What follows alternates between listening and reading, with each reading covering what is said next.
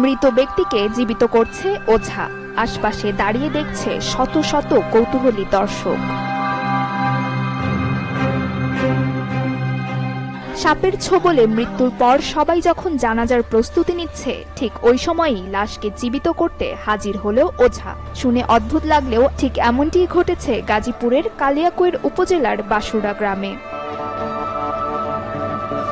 গত শুক্রবার রাতে বিলে নতুন পানির মাছ ধরতে গিয়ে সাপের ছোবলে আক্রান্ত হন সাইফুল নামের এক ব্যক্তি। পরে হাসপাতালে নিয়ে গেলে চিকিৎসাধীন অবস্থায় শনিবার ভোরে তাকে মৃত ঘোষণা করে চিকিৎসক। ঠিক তখন হঠাৎ করে এক ওঝা এসে শতভাগ জীবিত করার গ্যারান্টি দেয় দাফন কাজ বন্ধ করে পরিবারের লোকজন।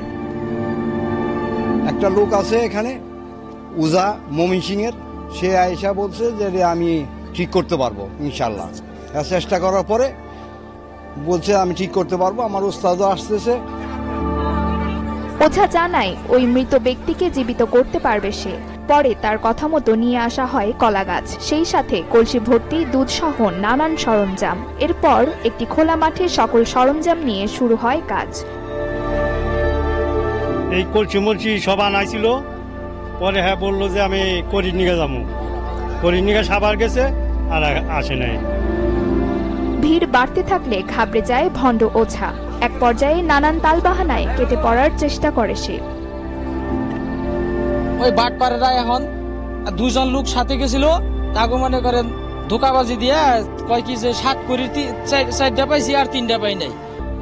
পরে বলতেছে যে আপনারা এখানে থাকেন, আমরা আরো লোক কিছু নিয়ে আহি, মানে হেরা ব্যবস্থা করতে গেছে। ওঝার জালিয়াতির কথা জানান নিহতের স্বজনরা। যেহেতু ওঝা আমাদের প্রতারণার আশ্রয় নিয়েছে, আমাদের সাথে নিঃসন্দেহে এটা ওঝা প্রতারণার আশ্রয় নিয়েছে, আবেগ নিয়ে খেলা করেছে। এখন আমরা লাশের ব্যাপারে সিদ্ধান্ত হলো আমরা আত্মীয় স্বজন যারা আছি তারা বসে রাতের ভেতরে আমরা লাশটাকে কবরস্থ করার ব্যবস্থা করবো ইনশাল্লাহ। এমন ঘটনার পরে রাতেই মৃত সাইফুলের দাফন সম্পন্ন করে পরিবারের লোকজন। Desk report, channel 24।